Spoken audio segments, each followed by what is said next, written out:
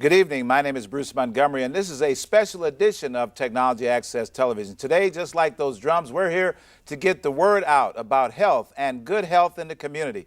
And I'm blessed to be joined today by one of my mentors, one of the people that I really looked up to, one of the guys that if I could keep up with him, I'd be really doing something. None other than the Congressman of the great 7th Congressional District, Danny K. Davis. Danny, how you doing? I'm doing wonderful, and how are you? I'm doing great. I'm doing great. Good.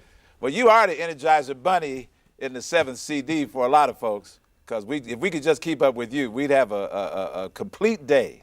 Well, let me tell you, it's so much fun having the opportunity to work with people in such a diverse community as that piece of geography we call the 7th Congressional District. That's right. There are all kinds of things going on all the time. All the time. We always say to people that if it's food you're looking for, we've got the greatest food you could that's right. find anywhere. You know, we've got Little Italy, that's Greek right. Town, that's right.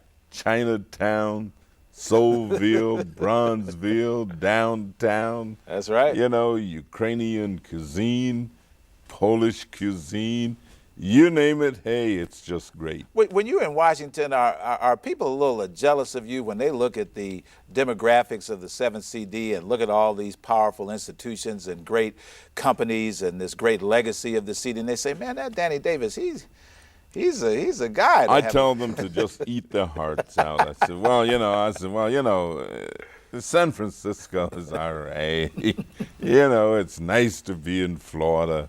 You know, New York's got some interesting things, and, you know, Mississippi is okay. But, hey. 7th CD, where the action is. Take me back to Illinois.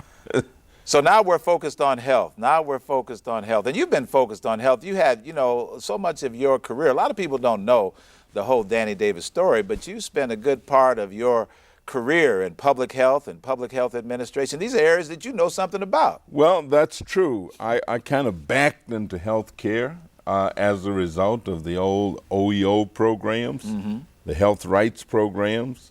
Dr. Martin Luther King and all of those individuals who were engaged in the marches and demonstrations helped create the war on poverty.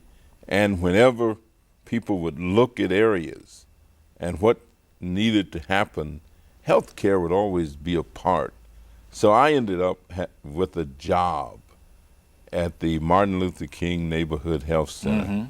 And I worked there for about a year, and then I started running a health planning agency and worked there for about 15 years and worked at Miles Square Health Center for a little bit of time. Got involved, went back to school, quite frankly, and ended up with a concentration in healthcare. And so I've had the opportunity to teach healthcare organization and planning at Governor State University. I've taught it at the University of Illinois. Wow. At the School of Public Health. I've done it at Jackson State University. All right. Down in Mississippi. I've done it at the University of Cincinnati. And interacted a lot with governmental agencies, state agencies, hospitals. And I think it helped me shape a philosophy that essentially says we have one of the best sickness care systems in the world. That is, we take care of people when they are sick. When you go to the hospital, you go to the doctor, you go across the street from my house. I live right across the street from a hospital. That's right. West Suburban. And we can take care of you. I mean, they can do it. But we have not put enough emphasis and enough focus on the individuality and collective things that people can do. Right, to not There you not experience this That's system. right, where you don't have to go into the emergency room at Cook County, or you don't have to go to the emergency room down at Rush. Isn't that the whole idea? Or Northwestern.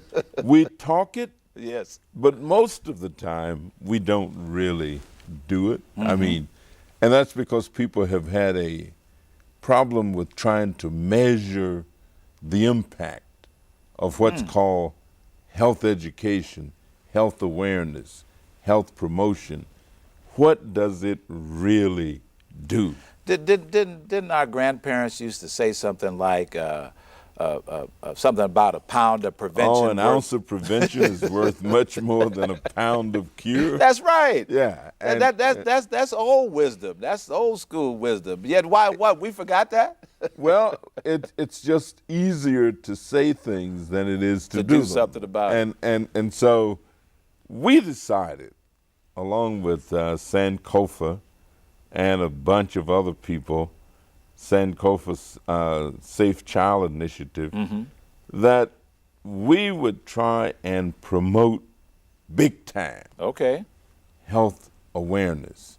And so Sankofa came up with this big health exposition that we're going to do July the 22nd and 23rd. 22nd and 23rd. Friday and Saturday. Friday and Saturday. All day, each day. All right. We're going to kick it off with a big press conference Friday morning. All right. We expect to have, hundreds and hundreds of school children. We've been working with the Board of Education, and they've pretty much indicated that they think they can bring about 2,000 students. So this is free and open to the public? It's free and open to the public, and what it is, we will have hospitals there doing screenings. We'll have glaucoma screenings, meaning we'll have optometrists and ophthalmologists. We will have people there from the School of Public Health. And where are we going to do it at? We're going to do it right at 2107, which is the headquarters for the Illinois Medical District. But then we're going to have things all over the district. For example, we may want to take people by the Urgent Care Center at the University of Illinois, which is basically where people can go if they've got a toothache and don't have any money and they need to have some dental work. Well, there aren't a lot of places that you can go where you people don't know have where money. to go. Right. But you can go to the Urgent Care Center at the University of Illinois. And it's been there a good while, long time, and people will be able to get relief. There are lots of other places and lots of other kinds of activities. We'll have people there from health clubs. Meaning that there will be demonstrations on the most effective way to exercise. There will be cooking demonstrations. Chefs will be there who will tell people, okay, if you got to cook certain kinds of food, maybe you want to lay off the fat back. So we're going to get into nutrition. We're going to get into exercise. We're getting all of the wellness activities that can really keep people in the good health that they're born with, and they can stay with that good health through every age of their life. Well, you know that we have some major problems across the board. That's correct. African Americans and Latinos have problems that even go beyond where the general public is. For example, obesity. Obesity is a big problem. Yes, it is. With African American women. Obesity is a big problem with children. That's right. You see children 13, 14 years old. That's right. Weighing 225 and 230 pounds. And everything from asthma to early onset diabetes to blood pressure and all these other systemic illnesses flow right down from the obesity challenge. And that's why First Lady Michelle Obama and others are trying to get our attention, trying to get the country's attention to focus on it. So it's so wonderful that we're going to have a community-centered health fair with all of these resources free and open and available to us on the 22nd and the 23rd? That's right, 22nd and 23rd. So where do people show up first? Where should they come to kick off this thing? They can actually call Sankofa. They can call them. They can go on their website. They can hook up.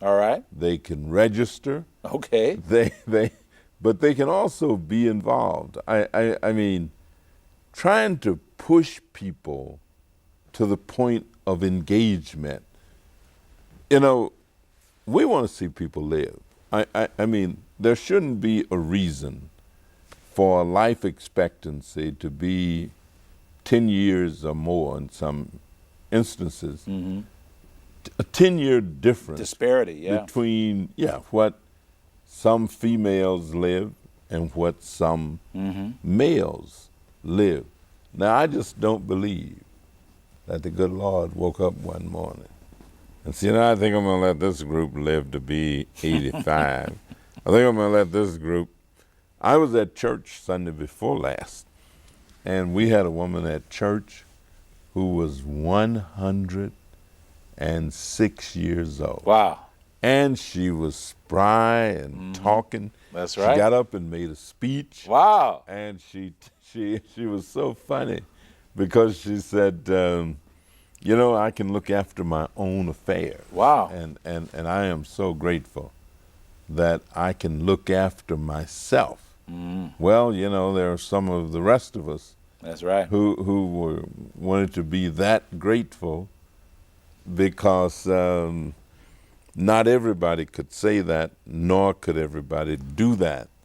And it's just super when you can see people.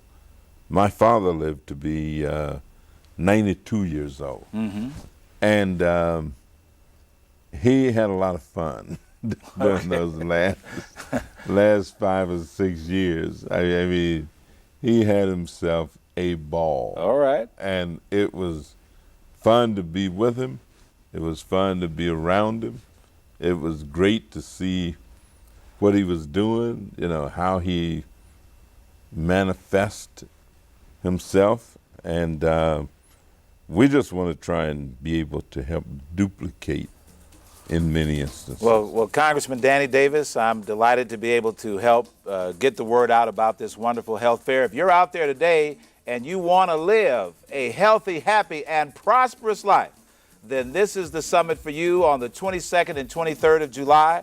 It's all about health. It's all about you. But, we can't have any change unless we exchange, unless we get involved with sharing information and encouraging each other. You got to get the good information, and this is a place to get it. So the 22nd and 23rd, Sankofa, we're out there for you. The health fair with 7th Congressional District, Danny K. Davis. Hey, this is just the start of a wonderful summer. Come out, bring the family. All are welcome, all are involved, and it's free. All right. Absolutely. Can't beat that. We'll see you. I'll be there. The Congressman will be there too.